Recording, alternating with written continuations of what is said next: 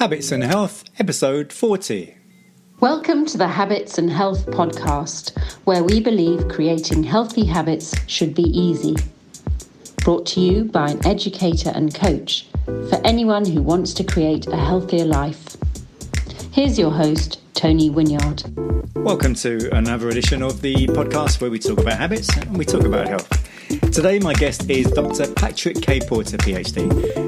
He's an award-winning author, speaker and a founder of something called BrainTap, which is a technology-enhanced meditation app. And he pioneered the use of something called brainwave entrainment, which improves clarity, sleep and energy. And it remains at the forefront of scientific research. And he founded BrainTap really with the goal of making this technology accessible to everyone. It offers over 1,000 original audio sessions in I think it's 12 different languages, and it's global. People are using it all over the world. And it comes with a mobile app and is also a headset.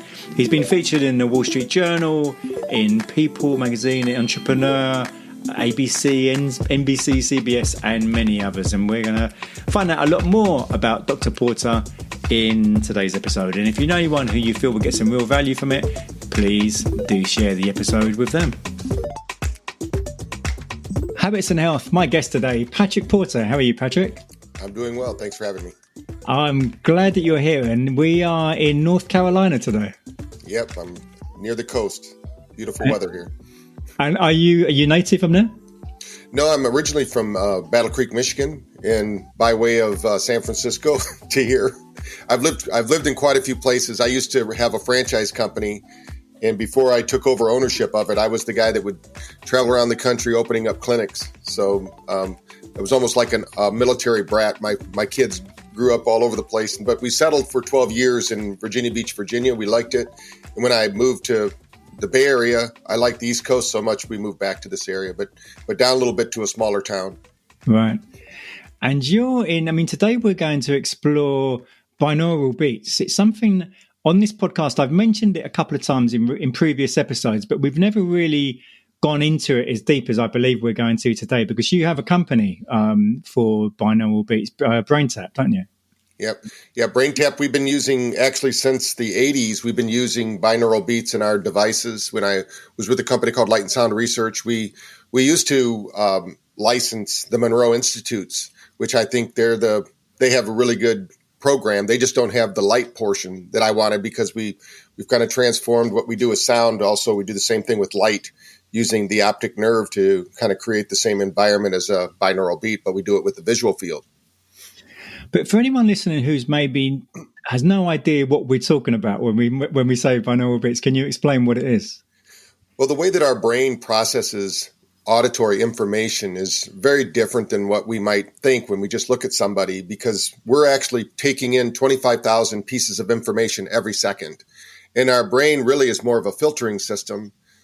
So, for instance, if you and I were at breakfast at a restaurant and somebody a few tables away said binaural beats, our ears would perk up. We wouldn't hear the rest of the conversation, but we'd hear that. Well, that part of the brain that heard that message is called the reticular activating system, or the default mode network.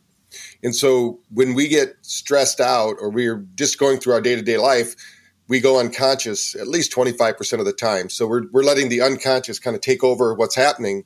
And if we present certain information in the form of pulses, these pulses, let's say that we put a 200 hertz frequency in one ear, a 210 hertz frequency in the other, even at an audible variable that's below our conscious hearing, up to about 20 decibels below what we hear, our brain, or the cortical responses in our brain, will actually respond to that, meaning that it will alert us that there's something going on. It's kind of like when we're watching TV and we feel somebody walk up behind us. We don't really see them, but we just have that feeling, or like somebody's watching us.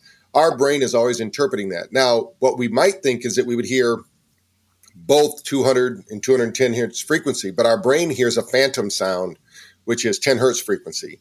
And it basically takes and cancels out any of the information that is similar, and we're only interested in what's the difference.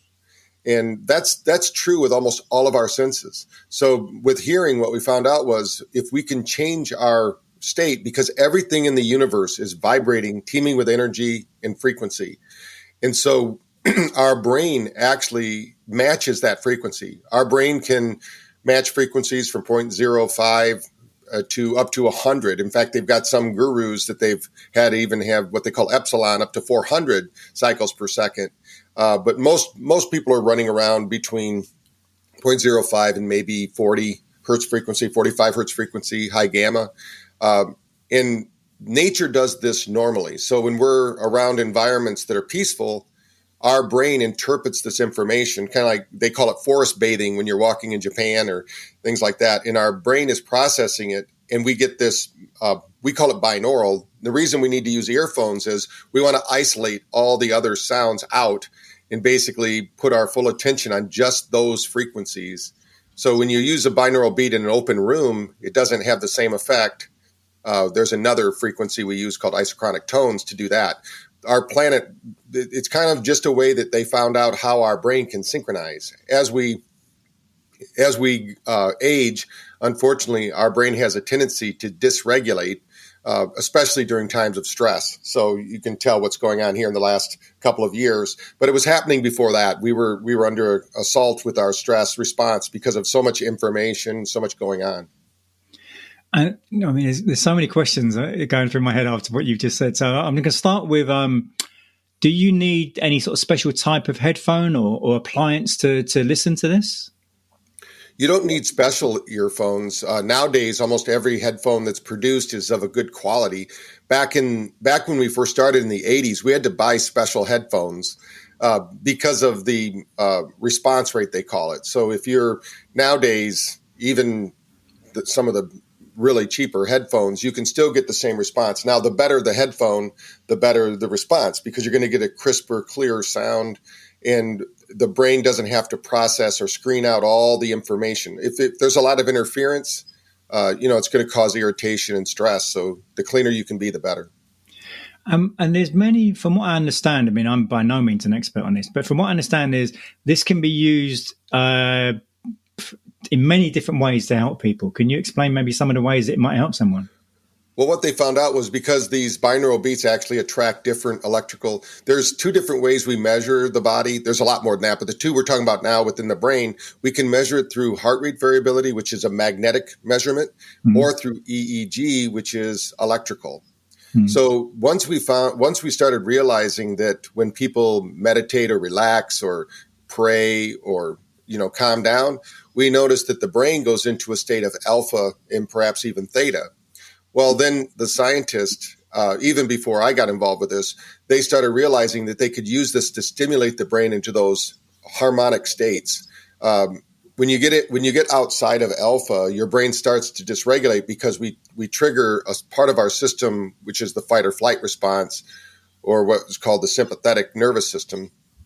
And the more that happens, it used to be like back in the caveman days, let's say, we might have that experience 5 to 6 times a week. We'd come across a tiger, or we'd come across something life-threatening, or maybe we couldn't find food that day. Something caused us to stress out. But today, with all the digital things going on, our TVs, our cell phones, our computers, just our lifestyles in general, they say that we might have 5 or 6 of those events before breakfast because we might get a text from a coworker or a boss, and that triggers it. We might not have milk for our cereal, whatever's going on, all those things happening. And then people actually will turn on the news, which is probably the number one worst thing you can do for your nervous system, because our news is basically all negative information. And if you turn off the sound, you'll notice you don't have the same experience with the news, because they actually make it on purpose confusing, and they put background noise in there that is irritating. They want to upset and get you to take action, or basically to stay tuned in, because it's like watching a car accident on the highway. People will slow down to watch that car accident, unfortunately. And that's what the news is doing. It's all been, they use a lot of special effects to get people to tune in from not only the flashy look and what it's doing, but also the sounds in the background. So, when we're talking about sound and frequency, we really want to start tuning into the more healthy sounds and frequencies. And what the scientists found out was we could use this to trigger the brain into very specific states. We can dial in. I mean, we've done gamma studies even, which is a very high brain frequency. And we actually have people having psilocybin experiences, which means that they're basically getting hallucinations or whatever's going on in a spiritual sense, because in high gamma and high theta, you're actually triggering a neurotransmitter called GABA, which is a precursor to DMT. And a lot of people might read about DMT and think it's something you take or lick on a frog's back and all this kind of stuff. But the only reason that works is we create our own DMT. Our brain creates it. And I really like to tell people, you have the world's greatest pharmacy between your ears. You just have to know how to trigger it. And so isochronic tones are one of the best ways to trigger the brain frequency. Then the brain instructs the gut, because the gut is actually an independent brain. That's why when somebody gets an injury like a skiing accident and they become paraplegic, they can still digest food. They can still do all of those things, even though they can't move their arms and legs.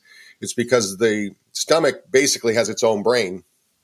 But the brain between our ears is instructing it on how to create these neurotransmitters. And or I should say 97% are made in the gut. There's like emergency reserves in the brain. But if we relied on those, we would have no neuroactivity, because it just it's not set up to do that. So that's the main thing, I think. And they found out that, hey, sound can only take you so far.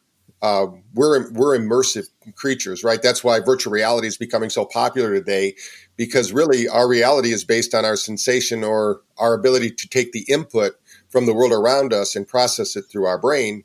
And we can trick the brain. So with binaural beats, we're basically setting up a frequency response like we might have in nature, but we're not in nature. We're sitting in a relaxing lazy boy or on our bed or sitting on the floor or whatever we're doing but the brain starts to believe or create the same frequency field as if you're, let's say, by a body of water. That's 10 hertz frequency.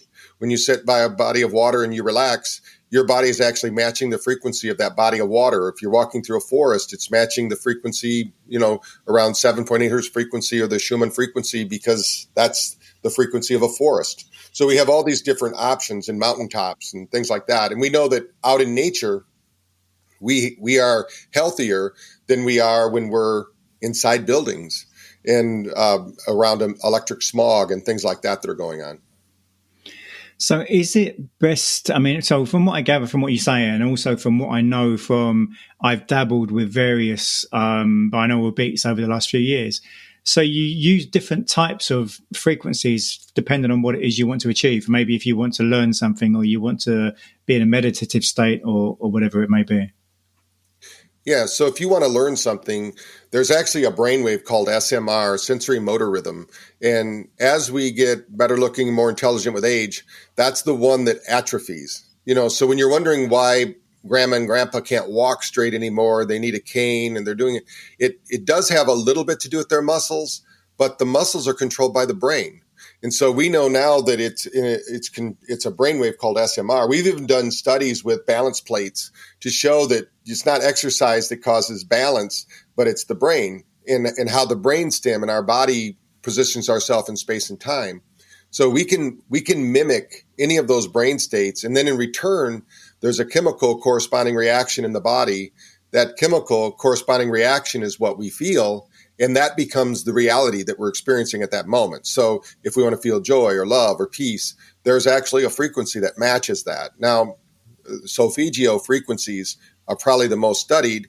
And you can create a solfeggio frequency as a binaural beat, because basically what you're doing is you're going to put them out of phase with each other. And whatever the difference is, remember, that difference becomes a phantom. That's the phantom sound that the brain will hear. So that's why if people in our creation, we ask people to use earphones, because if you listen in an open room, it can sound a little weird because it's off just a little bit. And in space has a lot to do with sound. If you've ever been to a track meet and the gun starts the race, they know that you have to start the timer at the smoke, not the sound, because it takes a while for the sound to move through the air, which is actually causing that noise. So the same thing is true even with a room, the room size. Our brain processes information. In fact, it renders most information. This is one of the side benefits of our great brain, is that it's actually making all this stuff up, because we can't live in the real world in real time. It's too much information. So our brain is constantly predicting.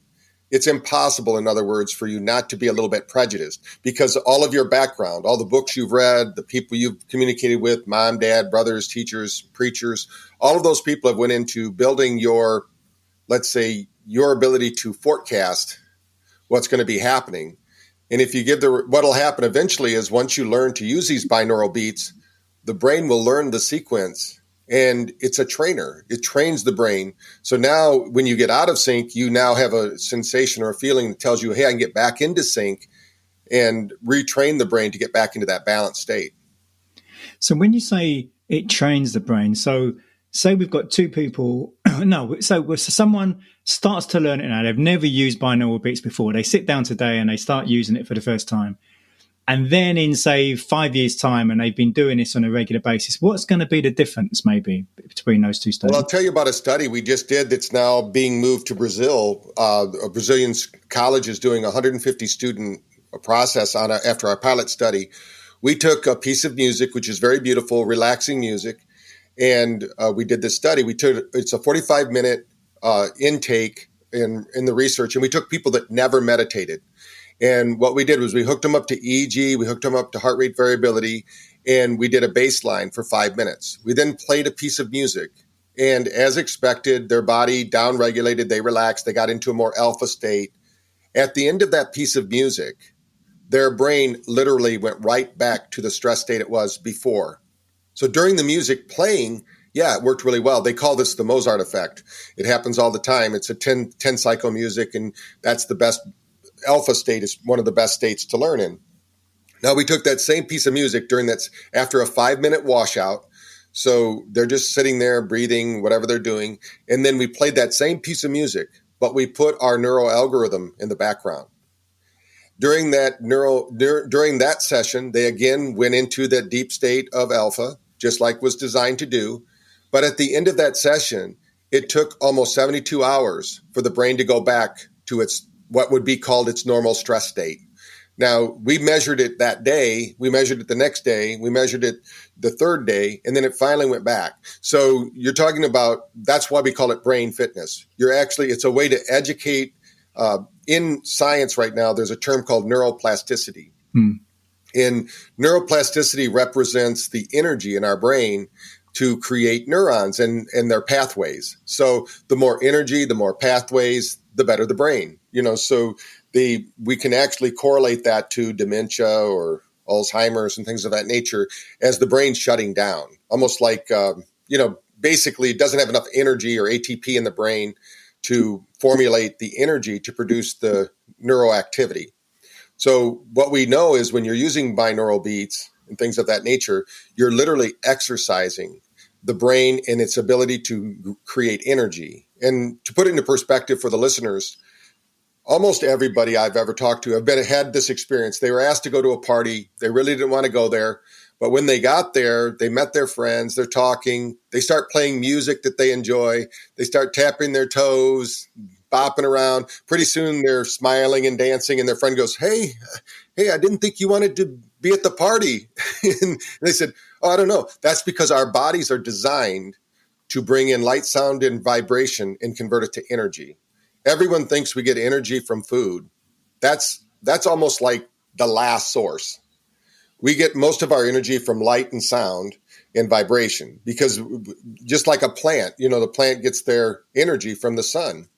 We are photic beings, but we also, because we're more intelligent, obviously, than a plant, so we also get it through sound. So we take that sound, which is energy, right? The reason we have that is those sound waves are hitting against our cellular wall and creating and exercising the cells. And if it's a safe environment, then or a good frequency, the cell will accept that energy. If it isn't, then the cell goes into what's called a cell danger response and rejects that energy. Now, if something like G5 attacks those cells, sometimes it can overpower our own cells. Every cell is like a little brain.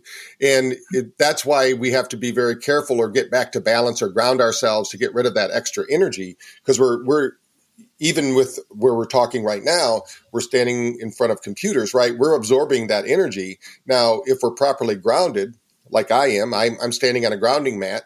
So that means that it's like I'm outside. It's grounding all that extra energy out into the earth.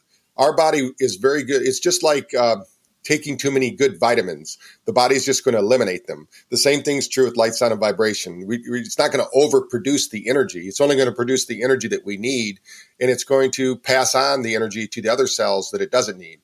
So the more neuroplasticity you have, or more energy in the brain, the better it's going to work for you. So you can kind of make that kind of jump to almost like a computer. The faster processing power, the more energy. You just made me think that if when people go out in the evening, they go to a nightclub or to a concert or something, and it's made me think that the DJ, rather than simply playing music, they should also be playing some binaural beats in the background to give people an even better experience. And we're doing that. We have some projects going where we're doing that for different virtual reality games. We're putting the binaural beats and the isochronic tones in the background because you don't have to know that it's there for it to affect our physiology. Right. Could you imagine? They do this with music all the time in Hollywood, right? I couldn't imagine watching some of my favorite movies without a soundtrack. So think of these frequencies as a underlying soundtrack to the soundtrack. Right. We're actually setting the terrain so that now the brain is more acceptable to what's going on and able to interpret the information a little bit better and clearer. Wow, that sounds amazing. And so how fast do you think this is going to, like I said, those studies that you were talking about, in how many years' time do you think that might be more normal, say? Well, I am surprised right now at how many people are coming out of the woodwork, really, to incorporate these kind of frequencies into almost everything you're seeing. I mean, it's in more things than you think. Like we've always shared solfeggio frequencies in our devices, but we never share that piece of information, because saying that to people, most people out there are going to go, what's a solfeggio frequency? I don't know. But now almost every science conference that I go to, people know about solfeggio frequencies, they know about Noget frequencies, they know about Rife frequencies. This is becoming what we call 2020 and beyond is the age of brain fitness. And people are starting to know, if we go back in time to the 1800s when Dr. Kellogg started his first medical health organization, where you would basically check into his hospital and get well by eating healthy, doing different things.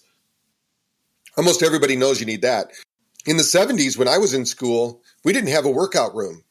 Basically, you did push-ups and set-ups and pull-ups, and now everybody knows about physical fitness. So we call that phase 2. Phase 3 is actually brain fitness. And I think what's going to happen within this 10-year period is everybody will know what alpha, theta, beta, gamma, SMR. They'll know these brain frequencies. They'll know acetylcholine. They'll know GABA. It'll just be a matter of conversation, because most people even before 2000, nobody believed we could change our brain. Even the smartest people on earth thought the brain was fixed. Even though there are people out there using binaural beats, isochronic tones, all these things, and moving the brain's frequencies, they just thought, okay, well, you can move it, but you can't really change it. You can't exercise the brain. But we just finished a study in Florida that is now at Seminole College. We're doing it with 45 people now. And we took these were 55, 65-year-old women that were diagnosed with dementia. And in our pilot study, we got a 49% neuroplastic change in 6 weeks. That blew away people. Even our we're actually do a lot of work with Duke University here in North Carolina, and they were blown away. We also showed a 58% reorganization score, which is the biggest thing for the aging brain. We all know that as we age, we have family members and things that they get upset and angry in the morning. They're still upset and angry in the evening. That's because their brain isn't able to regulate back to its normal state, because they don't have the neuroplasticity for it. Basically, the stress caused it. I think when that study comes out, because there's a lot of people trying to do this with external sources like drugs, that's never going to work. You can't have a pill without a skill. When they're thinking they can just give you a pill and magically it's going to happen. That never happens. It never works. In fact, like the placebo effect is greater right now. It's 40%, which means all of these SSRIs that people are taking, I can tell you right now, 99% of them are not doing anything for that person other than keeping them addicted to that SSRI, because the brain can do it all. The brain can regulate those neurotransmitters much better than taking a pill. And if you never build the skill around it, you're going to be addicted to that pill for the rest of your life. And all it's going to do is mitigate or make you a little more comfortable instead of really exercising the brain. And the same thing with the body. When you get the body and the brain, this mind-body connection working for you, it synergizes, it basically deploys your own healing insights in the body.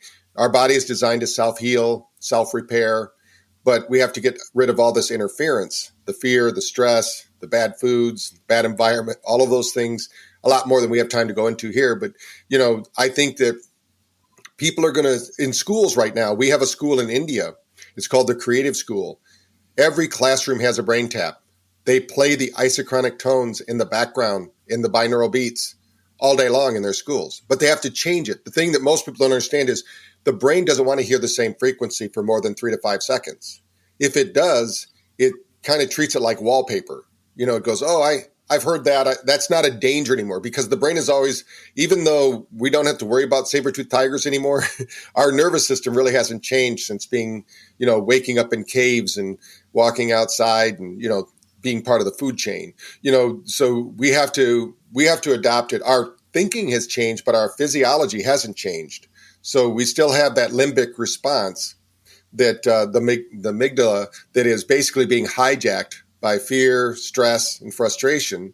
And that's what we have to control to really reach those higher states of consciousness that are going to help resolve the conflicts that people have in their lives.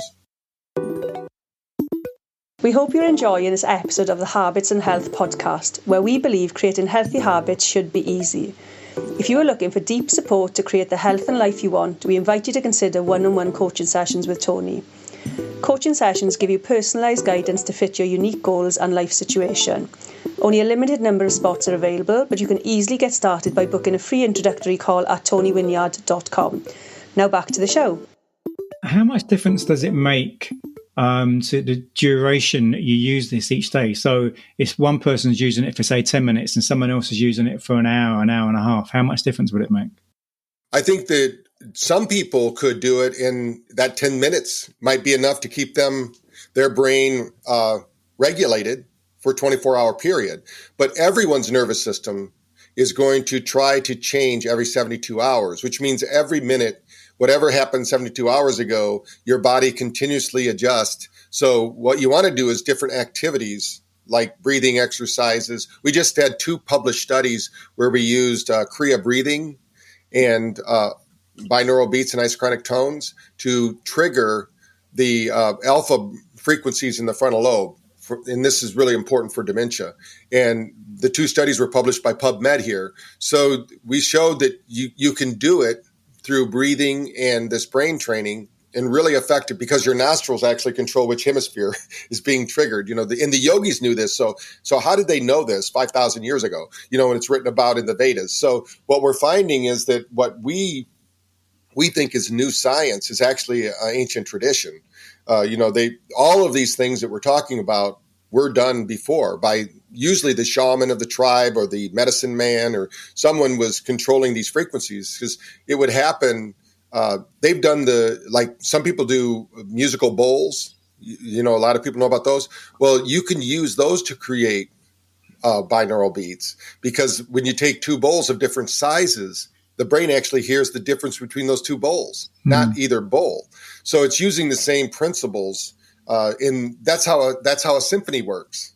And you're sitting in a symphony, all of those. So these are things that what they're finding in science today is that we can actually begin to just laser in and help people. And we also know that when the brain is experiencing these things, it creates the one study that we have going right now that I think is going to revolutionize what we're doing. And it's in Brazil. The Brazilian government actually is spending its own money, $250,000, to prove out that BrainTap is a digital drug. because we have shown them that we can upregulate 54 different neurotransmitters and downregulate stress hormones. And we have one group that's just doing the sound.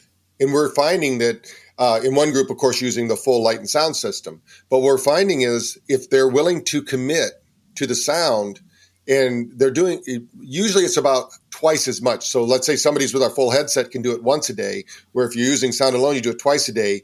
Within 6 weeks, you're reaching the same place because you can only improve so much. So that way people, it's just the light gives more energy at the time, but the sound is going to, eventually it's going to do the same thing if you're consistent enough. And everything is about consistency and practice. If you think you're going to use a binaural beat one time and get some kind of epiphany and, see God or whatever, that's not going to happen unless you just happen to be lucky. Everything else in your life was lined up for that to happen. Typically what happens is if you're listening, depending upon the frequencies you're listening to, you're going to have a response and it's going to be short-lived. It's going to last for a day or two. And then you've got to re-up it. It's like, I tell people it's like brushing your teeth. If you want to keep your teeth nice and white, then you're going to brush them every day. If you want to keep your brain nice and bright, you're going to use some form of something that's going to trigger or stimulate. And I don't know of anything better than binaural beats and isochronic tones to do that. I mean, you can put the music in there and music, just like I said, and we proved that out because we had a lot of people telling us, oh, it's not the binaural beats, it's not the isochronic tones, it's just the music. Music does this. There's so much, and there are people out there that become almost fanatical about their beliefs and what they've created. I've been very fortunate over the years since the 80s that I don't believe anything I have is final. Somebody's going to create something tomorrow that might just displace everything I've known. They're going to create it. And I want to be part of that. I want to find out what that is because my main goal is to improve the human condition. If I help you, you're going to help me because there is something to this. They call it a Gaussian field that we live in, but also there's a morphogenetic field that we live in. When we walk into a room, they've proven that we share light. And I only have to go as far as my science officer. My science officer developed some clothing that Tom Brady, who is a very famous football player here in the United States, he sells. It's called TB12. He sells this clothing. Now, he doesn't go into detail of what it does, but what it does is he created ceramics that actually reflect back our own body's infrared light to heal us. Now, why are they doing that? Because we know infrared light heals the body, but every person on Earth transmits infrared light. So we're far more than what mom and dad told us about and we learned in school. We actually, as we grow and develop as an individual, I'm actually sharing that light with every person I'm around. And guess what? That creates an even stronger light and paradigm. And, there's a reason that even in the Bible, they say, he made the sound and light. It's like the first thing that is spoken about. So we live in a world of, the mystics would say we live in a world of mirrors, that this isn't all real. This is Maya, but really it's a play of light and sound. It's a dance. And depending upon how our brain brings that in through our senses, and to put it in perspective, a listener only needs to think about the last time they were in their kitchen and they said, hey, where's the salt shaker? And the person, their spouse or whatever is in the other room saying, it's right there. It's right near the stove. No, it isn't. I'm looking right at it. And then they walk out and there it is. And the person goes, it wasn't there a minute ago. It was because they didn't render it. We, like I said in the very beginning, we make up most of what's happening to us. So what happens when we slow it down, like when we're using these binaural beats and isochronic tones to slow down our brain frequency, we slow down the cadence of information into our brain. Now we can start sorting it out, organizing it, making sense of it all. And that's why it's so important to take time out during the day to slow everything down, to really register your breathing. And, they might know some simple ways, but one of the ways I teach people is when you breathe in, one of the simplest exercises for breathing is to breathe into the middle count of 4, breathe out to the middle count of 8, because as you breathe in, you're actually triggering your sympathetic system or that fight or flight. But when you breathe out, you're triggering that parasympathetic response. Now, if you do that at the same time you're listening to the music or the sounds of binaural beats and isochronic tones that are moving, it's more of a fluid state. It's not like I listened to 10 hertz frequency today. I'm going to guarantee you if you do that 3 times, your brain's not going to go to 10 hertz frequency the next time.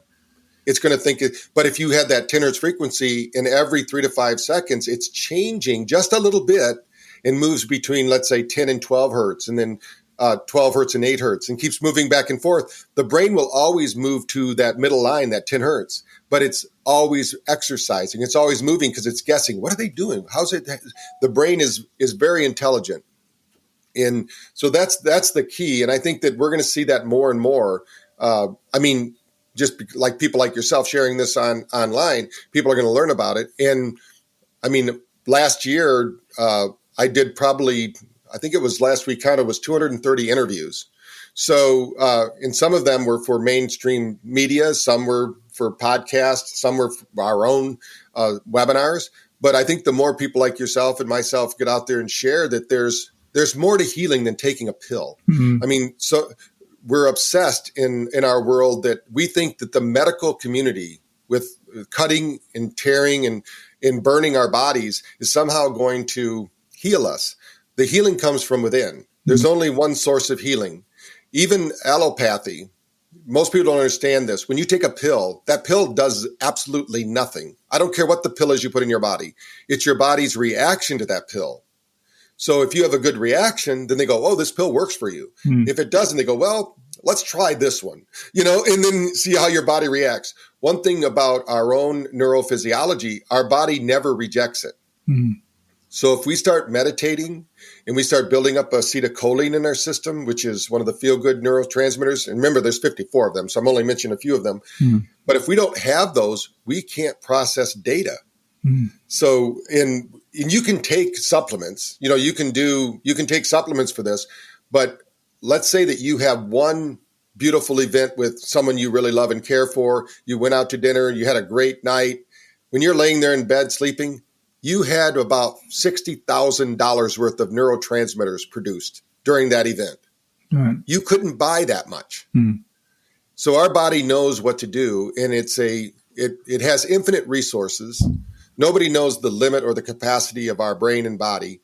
And our brain, even though people think we think between our ears, there's actually 3 thinking brains. We have our heart, which is, thanks to heart math and other people doing their research, we have 4,000 neutrino cells in our heart. We have more gray matter in our gut than we do between our ears. So, and people kind of reject those 2 different parts of our brain. But the reality is we have a circulating nervous system, which means every cell actually has an intelligence. And I love Bruce Lipton. He speaks a lot at Quantum University, where I'm one of the professors. And he talks about we live in a community of cells, and they all have to communicate and talk. And that communication happens on frequency. It's a frequency response. So the more we can get in touch with these healing frequencies, the healthier our body's going to be, the more energy we're going to have. Then when we show up with our loved ones, our family, our friends, even people that don't like us, they're going to go, I don't know what it is about that person. There's some feeling or vibration. They like people go, I don't get a good vibe about that person. Or they go, I get a good vibe about that person. They're really talking about frequency because we can do that as individuals. We have that power, that consciousness, as it were. Is there a better time or a time that's going to get most benefit from, like maybe in the morning or the evening to use these kind of things? Yes, there are definitely. When we get up in the morning, we find that most people negate their morning activities. They think, I'm going to go get my coffee. I'm going to throw down some Pop-Tarts. I'm going to be on my way, or whatever. And morning is so important because if you win your morning, you're going to win your day. And what we found, even in the dementia study, we had to incorporate a 10-minute session in the morning because if you go to sleep and you're not getting that proper sleep pattern, your brain is going to awaken dysregulated, which means the right and left hemisphere. When we find the dementia brain, what we find is that the left hemisphere typically is moving slower than the right. That shouldn't happen in the awakened brain. The left should be a little bit faster than the right, and so this is why they can't process information. So in the morning, when you do an alpha training, or an SMR training, now we call this digital coffee, by the way, because what it does, it excites the system. It gets you going. Because in the morning, we want to get up and get moving. Now, every day at 2 o'clock, something happens to every person on earth. Now, it's 2 o'clock in your time zone because we are tuned to the light of the sun. It's not just Superman that gets its power from the sun. Every individual on earth, gets their power from the sun. It's the most underprescribed nutrient on earth. So at 2 o'clock, our body drops in temperature 2 degrees. This is because every one of us has a genetic background that goes all the way back to the Serengeti. And what do all the animals do around 2 o'clock in the Serengeti? They take a nap because it's so darn hot. You can't, you don't want to be out there running around. Well, even though we're not in the Serengeti, remember these bodies have not really changed. In fact, science will tell you they haven't changed at all for 200,000 years. So we have this biological system that says at 2 o'clock in the afternoon, we need to reboot. And part of that is because we're collecting energy all day. And as we collect that energy and use that energy, our nervous system gets tired. So it's normal for us to regulate, and this we can see in brainwave activity because we'll see high delta in the middle of the afternoon. Now, as Americans here, what we do is we go out and get coffee, tea, and chocolates, and if you're in England, like we were talking about earlier, you go have your tea time because you lost your energy. They figured out, hey, I can stimulate it. Now, the problem with that is that's a biological stimulation. When you do a biological stimulation, it takes energy. It basically robs Peter to pay Paul. So eventually you're going to pay the piper. If you do that too often, you're going to lose your adrenal glands. You're going to have burnout and stress and things of that nature. Now, if you do it with your electrical system, which means you do a little meditation, you got your binaural beats on, your isochronic tones, whatever you're using, you're doing some breathing exercises. Now you're using the energy of the system, and that's infinite. And so we have 3 regulatory systems. We have our sympathetic, our parasympathetic, and our neurohormonal. Most people use their neurohormonal, and then when they burn out, they have to go to the hospital and they have all these body problems. It's because they didn't regulate their body effectively. Now, we need all 3 of those. So I'm not saying one is any, actually, best would be if your body was regulating them a third. That would be perfect. But that's in a perfect world where no stress happens and things of that nature. But in the middle of the afternoon or right after work, after school, that is a perfect time to retrain the brain. And the nice thing is that we showed with a soccer team here at Kansas City Sport, which is one of our professional soccer teams, we did a study that showed after their workout, if they did a BrainTap session where they listened to these kind of tones and sounds, they actually could reclaim over 80% of the energy they had in the morning. So basically, it was giving them a new morning. And the evidence shows that you get more work done in the morning than any other time of the day. So we have a lot of our entrepreneurs and things like that finding they put these in their offices for their staff because they have a brain break instead of a coffee break, which is a big difference. Coffee can stimulate and get you to work, but it's not going to sustain. Now, the third time that we think are the best. Now, any time is better than no time. So I'm saying these, so the other time is right before bed. Because we don't have enough time to go through what's really important about sleep hygiene. But the critical thing is that when you're going to bed, if you've not prepared your brain for sleep, and the best way to sleep is not to close your eyes and go brain dead. Like a lot of people go, my head hits the pillow, I go to sleep, but in the middle of the night, my eyes pop open. That's because you didn't process your day. Night is a very important time, and this is a part of our brain here our brain takes all the information from the day and processes it through. So it takes it from short-term memory to long-term memory and then back and forth. So we process our day and we do an exercise. If you have that music playing, and we have a series of sessions called Delta because that's the brainwave state you want during sleep. So you do a Delta training at that time. So in the morning, you use SMR alpha. In the middle of the day, you'll use theta. And in the evening, you're going to use Delta. If you do that, now you're getting brain fitness. Now your brain is getting exercised at the appropriate brain waves at the appropriate times.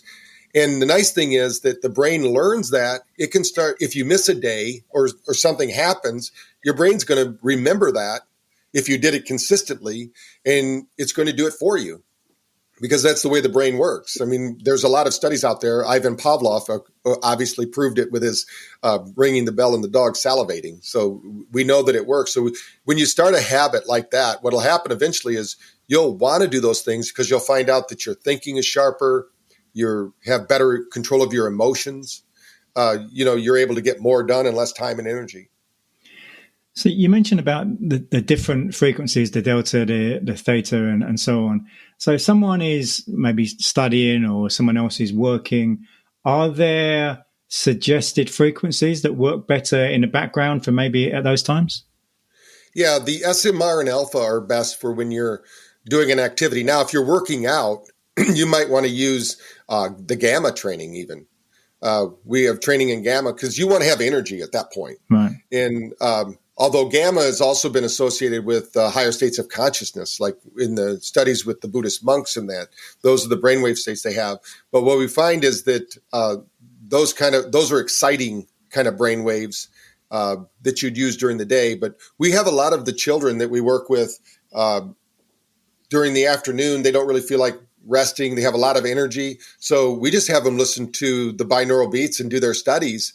And what we find is they stay more conscious and aware. They study for longer periods of time. They build their focus. And the nice thing is, remember, it's building the fitness of the brain. So then they're going to start to associate those brain waves with an open book. So eventually they'll just open the book and the brain will sync to that brain frequency. So they'll learn better and faster. It's just like exercise. If you build the muscles, you can use them wherever you want. And the same thing's true with your mental muscles or your brain frequencies. And for anyone who's listening who's maybe not at school age, they're in their 40s, 50s, 60s, and they are studying, what frequency would be best for them, say, to use? Anything around 10 hertz frequency. Okay. 10 hertz frequency is the natural idle for the brain, but because of stress, we've kind of lost that in most people. Right. So just think of alpha training at that time. Right. Now SMR is part of alpha, so it's a little bit higher frequency. It's really between alpha and beta, which is the awake frequency. A perfect brain state, they say, and we've seen this over the years, is about 45% beta and about 30% alpha. If you can maintain that balance, then you're going to have great cognition. You're going to read something, retain it. You're going to store, categorize it, organize it in a way that you'll be able to speak. And the other thing is that when you practice, especially those people out there that might have a fear of public speaking, which they say is now the number one fear, fear of death is no longer the one. If you practice your speech while you're in those brain states, because speaking only happens in alpha. So let's say that you're stressed out about your talk. The reason you can't communicate it is because the alpha frequency has been diminished. And so your access to that communication has been diminished. When you were talking before about using this at the same time as breathing, and one of the things that was going through my mind when you were explaining it is, I know that when you hum, you stimulate the production of nitric oxide, for example. So do you know, is there any connection with the binaural beats and that? Yes. Yeah. The other thing it does, it stimulates the vagus nerve. Right. They call this the wandering nerve. That's the nerve that creates parasympathetic action. Right. So just humming is very healthy. That's why chanting is so healthy and people doing those things. So if you can put the frequencies on and do even chanting your name, believe it or not, will raise your, if you want to call it frequency or parasympathetic response. A lot of people, their nervous system is underperforming because of stress. We live in a world of chronic underlying stress, and people don't even know it. It's like that movie where the kid says, I see dead people and they don't know they're dead. I walk around, I see stressed out people and they don't think they're stressed, because they're medicating or they're self-soothing with drugs and alcohol and things. They think that they're managing it. The reality is that humming is one of the best things. Singing, just getting your vocal cords, but humming we found is very strongly related. Any frequency is going to stimulate the vagus nerve. And they now know that they call it the wandering nerve because it basically triggers healing in the body when you do it and activates other neural systems. So what is the difference between BrainTap and all the other companies that are offering binaural beats? I think one of the main things is we started it all. Right. There's only one company, the Monroe Institute, that's been doing it longer than us, and they're coming on board with the BrainTap network. So, and I think that what we've done is we've actually done the research. Like a lot of people will talk about the research, We actually did the research. Right. We were the ones that have the research. I mean, if you go to braintapresearch.com, you'll see we have 11 universities concurrently doing research all the time. They're always changing it. We're very blessed to have universities that find the value, especially in their sports teams. They really kind of push, to improve their sports teams. But I think we don't just, a lot of people, you can make binaural beats. Anybody can do that. It's very easy, but it doesn't mean it's going to work. We actually use equipment in the lab. We don't put anything out that isn't actually working in the way that we say it is. And I, in the early days, I owned a franchise company, and we were able to see thousands of people every day. And so we knew we had 108 locations. So we knew if something was working or not working because it was going to be immediate.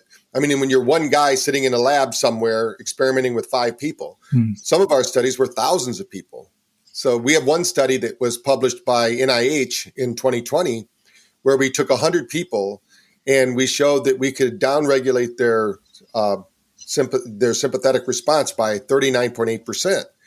Now that study is up to 500 people because we continue to grow that study. So all of those things, and what we're really trying to prove to people is that there are natural ways. Now, of course, this is being done electronically, but there are natural ways where you don't have to put something synthetic into your body to get your body healthy.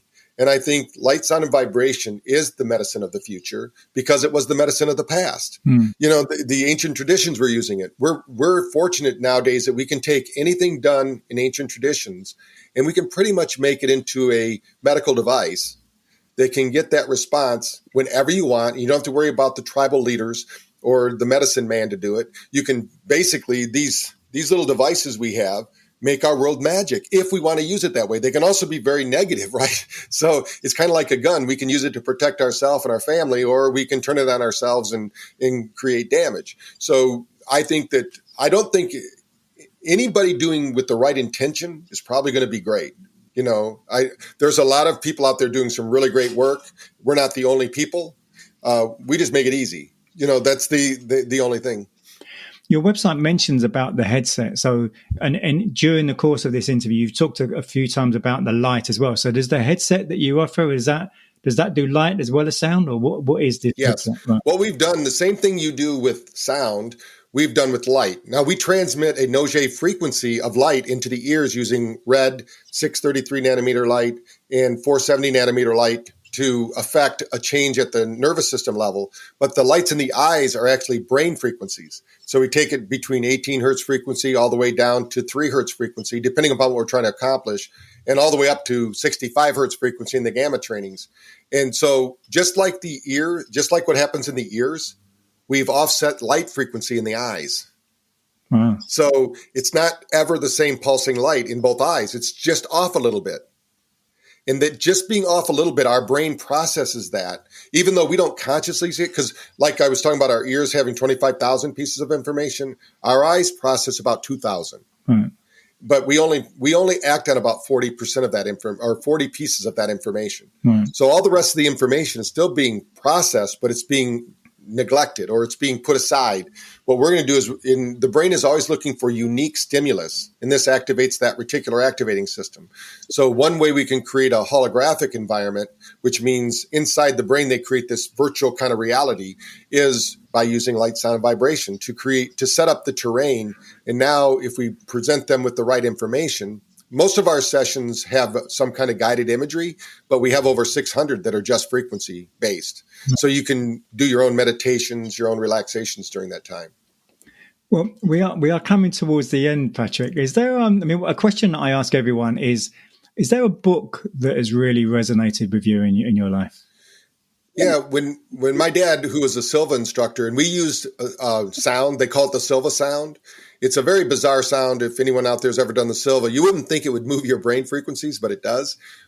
So my dad became very positive about what he was doing. So when we got in trouble as kids, we didn't get sent to our room and, to think about what we did. We were sent to our room with a book, with an assignment. And then we had to come out to my dad and say how we were going to use that information, right?